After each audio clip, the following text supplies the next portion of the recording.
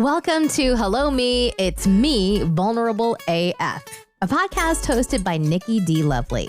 That's really just her diary disguised as a podcast, but who cares? You're here for it.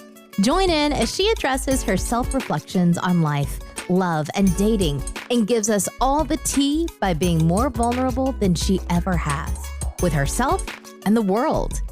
So let's get started in today's episode with Nikki D. Lovely, already in progress.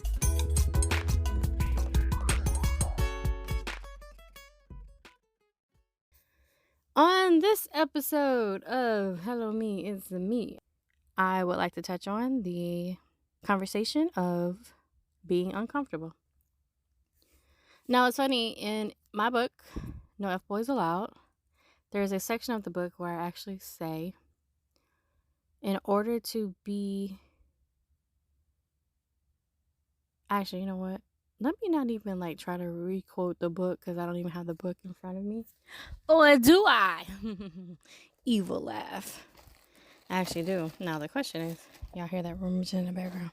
The question is, can I find one spot about change and change being good? Let's see. Transitioning to a ready woman.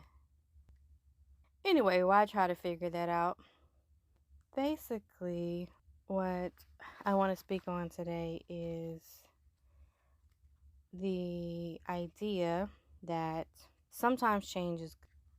A lot of times we try to run away from change because we're afraid of it. We're afraid of the unknown, right? But the good thing about change... Oh, here it is. The good thing about change is that it's the only way to kind of grow. And even though change makes us uncomfortable, a lot of times new things make a lot of people uncomfortable. It is innate in us. We like knowing what we're doing. We like a routine. That's why routines become so important. We like knowing where we're sleeping. When we don't know where we're sleeping, it gives us anxiety. When we don't know where our money is coming from, it gives us anxiety. I'm no different when it comes to that. Even though as an entrepreneur and as someone who actually likes change and who actually welcomes it and who looks for new things, I only really welcome it when I'm looking for it, right? I don't like to be forced into it. But in this case, I feel like I've been forced into something new that's coming up in my life. And I'm not really sure how I feel about that.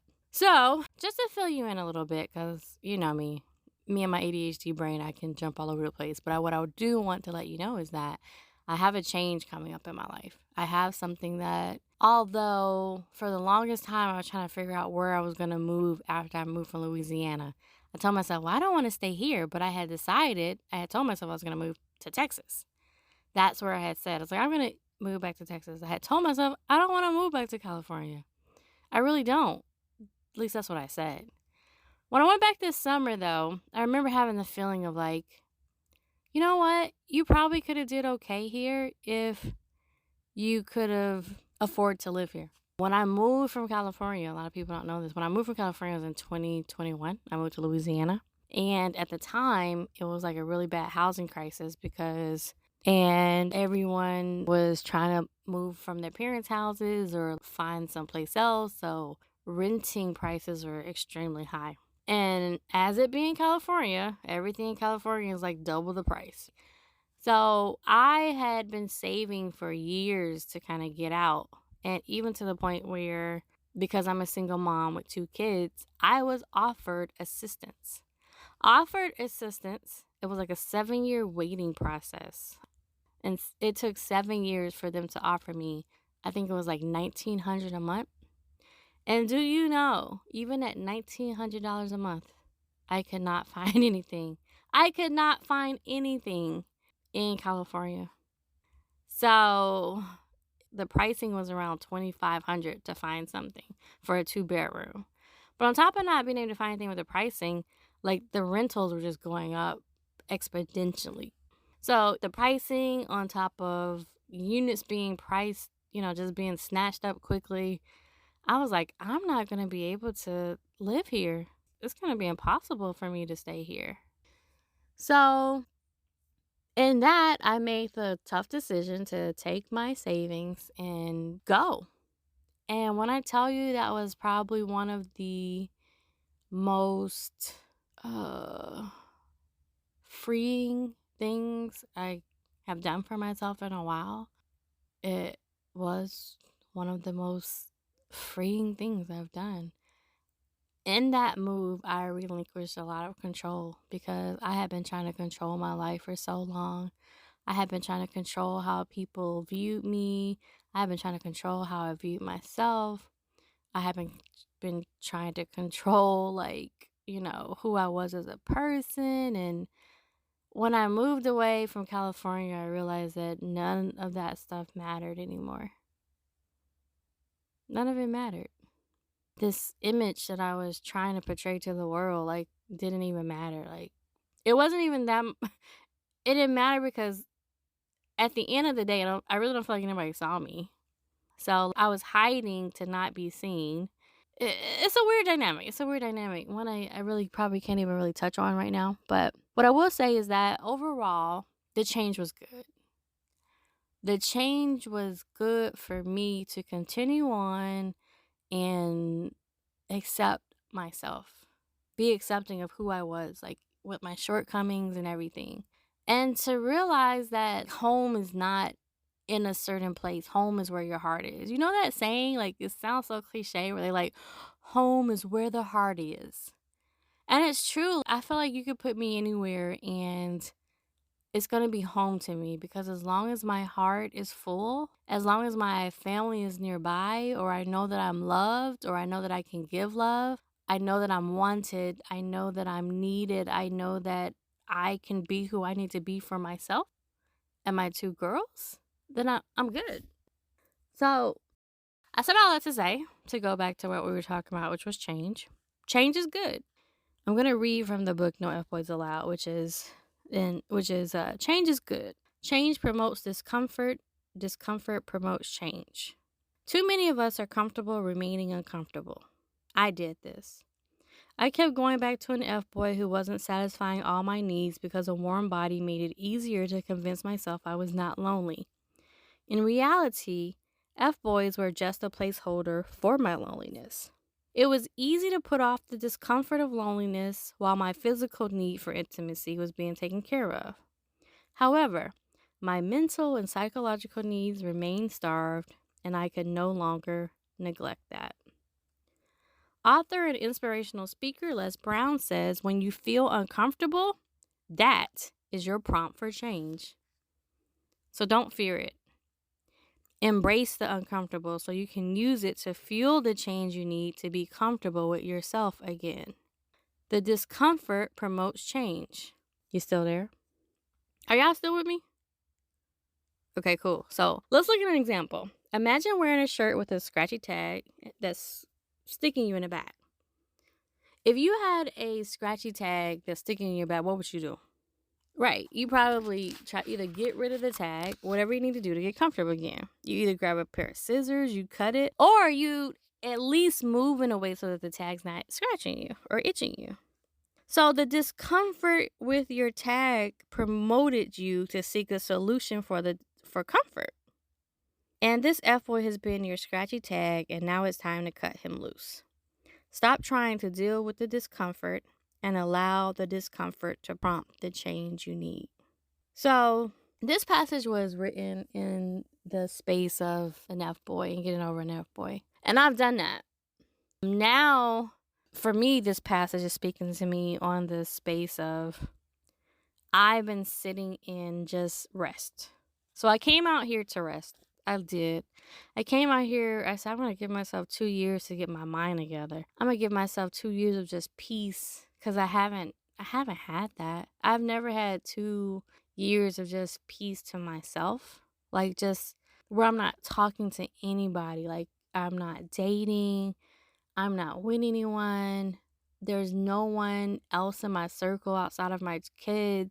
I stayed with my parents for a number of years after my divorce, and that kind of weighed on my spirits a little bit. Not from the aspect of them, it was a me thing. It was a pride thing. It was a I shouldn't be here, or I was actually thinking that they didn't want me to be there. And of course they didn't want me to be there, because in American society, we don't want our adult children at home with us. But if we were to take a cue from any of the other countries that allowed their adult siblings or adult children to stay with them, they're actually wealthier for allowing that to happen. But anyway, that's a whole nother topic.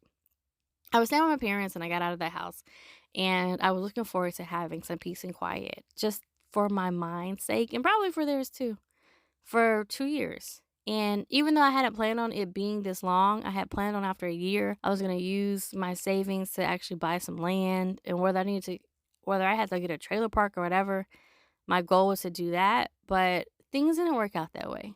And so I'm in a position right now where I've given myself 3 months to kind of finish up my plans. And I'm like, the year's not over with yet. December, January, February, and then I'm going to use March to move. But something came up where someone offered me a chance to move back to California before March, which in a way messed up my quote unquote plans. It was twofold. It was beautiful because I was able to decide where I'm going to move after this. After my lease is up, I know where I'm going to go. I know it's affordable. I know I can afford it, and I'm good, right? However, the bad part about it was it messed with my timeline. Because my timeline was that I was going to wait until at least my lease was up to figure out some things. I was going to figure out where I was going to go, which, of course, now I know I'm going back to California. But I was also going to use it to just go full steam ahead. I was going to work my butt off for the next few months and just put myself out there however I could, like YouTube, TikTok. I'm staying away from Instagram. Not on Snapchat as much as I was either, but you can only really divert so much of your attention to certain places. But you get it. Change is showing its head, and I was feeling a little uncomfortable these past few weeks. Since I received that notice, I started feeling a little uncomfortable because I'm downsizing. I love the fact that I was in my own home. I love my house, but it's not mine. And I always wanted my house. And I wanted to do things my way. But I also realized that change happens for a reason. And if I feel like it's either God or the universe or whatever you believe in, I feel like it's pushing me to be uncomfortable again, because I feel like God knows that I'm only going to move if I'm uncomfortable. I feel like God knows that when I'm not comfortable, I get stuff done. Like, I gotta get this work in. Then I feel like there's a deadline. When I'm not comfortable, I feel like there's a deadline. When I get too comfortable, I'm chilling. I'm not doing what I need to do. I'm not blessing other people. I'm not helping anybody. I feel like God's like, nah, I didn't get you through all this so you can sit here and do nothing. I didn't put you through all that stuff I put you through so that you could just sit back and not speak on it. Like, who do you think you are? Y'all, one thing about me you probably don't know is ever since a young girl, I've been a writer. I've been an observer of people. I've always been that person where if someone asked me what I wanted to be, I always wanted to be someone that helped others in that space. So when I was a teenager, somebody would be like, what do you want to be? I'm like, oh, I want to be a teenage counselor. And then when I was a child, somebody would be like, what do you want to be? I'm like, I want to be a pediatrician because I wanted to help kids, I always wanted to help whoever I was at that moment. And so as an adult, people ask what do you want to be? And it's funny because now I've really been wanting to be a therapist. And even my therapist is like, you could be a therapist or you could be a coach. You could be a coach. And I can't. I've coached so many people. I coach people for a living right now. I could do that. Why do I need to go back to school to get a degree to do what I'm already doing? Now, mind you, I would love to be clinically trained. But at the same time, I learned by observing. I've observed and I've been through so much. It's like I've gone through the school of life. You know what I'm saying? So I think that's where that comes into. There's a lot of changes that I can be making. There's a lot of changes that are coming up. And maybe you have a change coming up in your life too. Because sometimes I feel like I ramble. I'm going to go ahead and like bring all of this to a close because I don't want to just be sitting up here rambling in your ear. I don't know if you're eating or if you're at the gym or, it's bright and early in the morning in your car. Either way, I appreciate you listening to me because you could be anywhere and you're here with me. So I appreciate you. But I'm going to say this because, this is from me to me or from you to you or however you guys want to take it. Because, when I'm talking to me, I'm also talking to you. I'm talking for us. And in this moment, what I want to say is don't be afraid of change. I know that in this moment, it may feel very uncomfortable. I know that in this moment, you may have been presented with something that may actually, you feel like it's the worst thing that could ever have happened to you. Like in my, you may be feeling like, dang, like you let me get comfortable and then now all of a sudden you're taking it away from me. But you also know that you would not move because this is your MO. You don't move when you get too comfortable. You've had 2 years to get on your grind and it's just taking you now to get stuff done because it's crunch time. And something about you waits until crunch time. Something about you procrastinates because there's something in what you're doing that maybe you really don't want to do. Or maybe you just have to be forced to do it.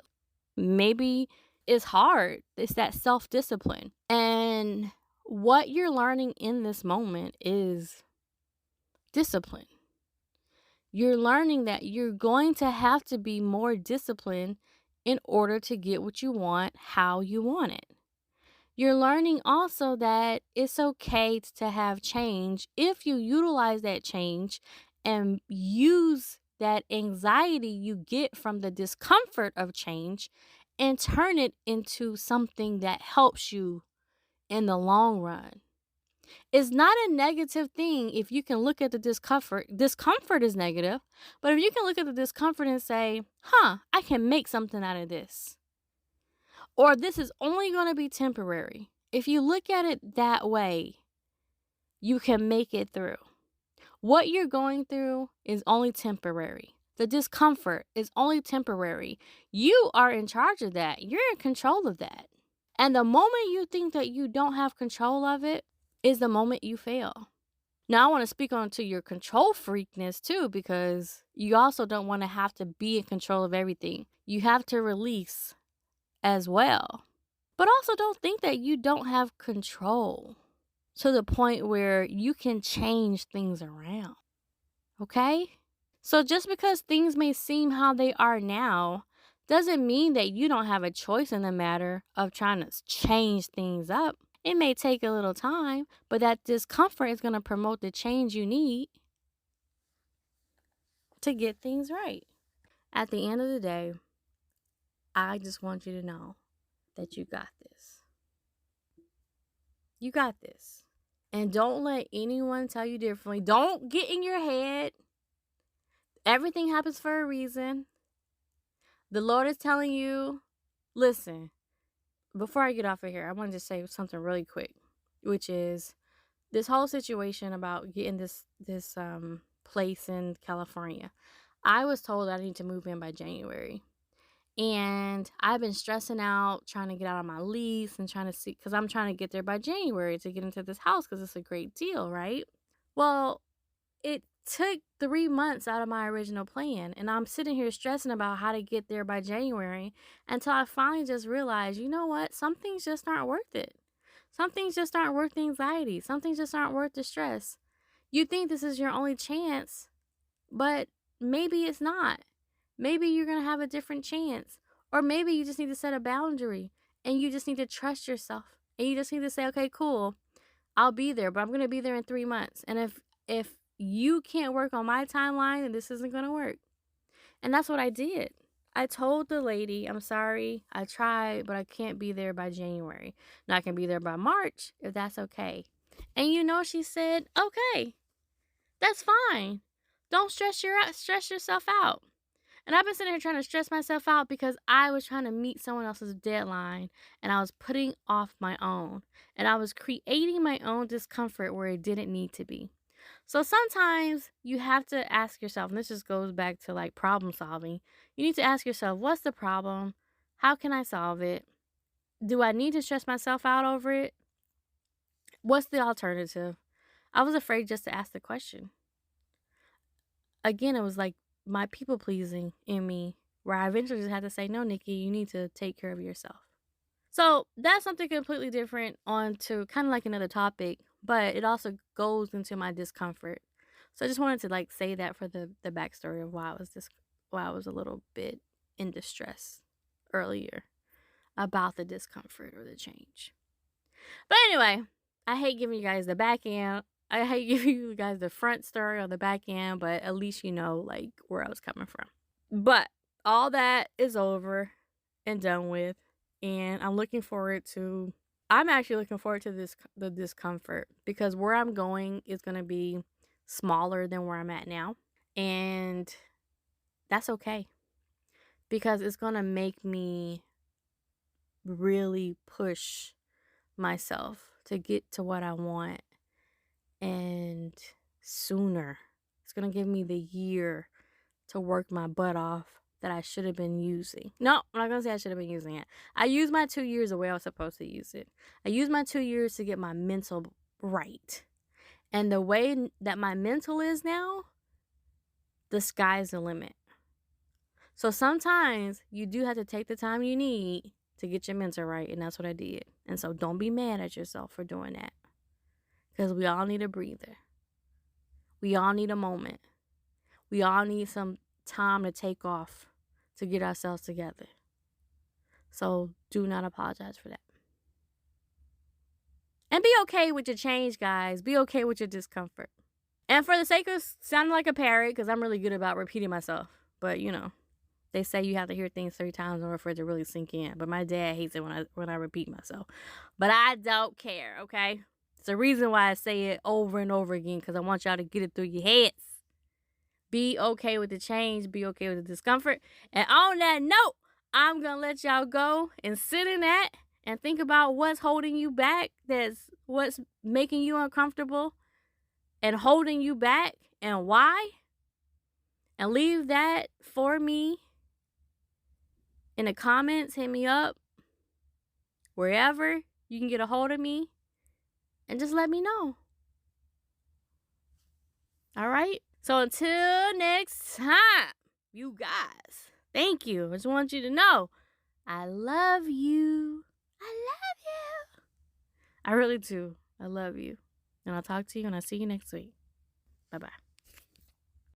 Thank you so much for joining me for another episode of Hello Me, It's Me with Nikki D. Lovely. Just remember, you can't change who you were yesterday, but you can always learn and grow to become a better version of yourself today. So make sure you do the mental work today for the future you tomorrow, and I will see you next week. And in the meantime, make sure that you check me out on my Instagram at Nikki D. Lovely. You can also find me at nikkidlovely.com and check out my book, No F Boys Allowed. I also have a poetry book coming out pretty soon, so just a little shameless plug. But either way, I will see you guys next time, and thanks again. Bye.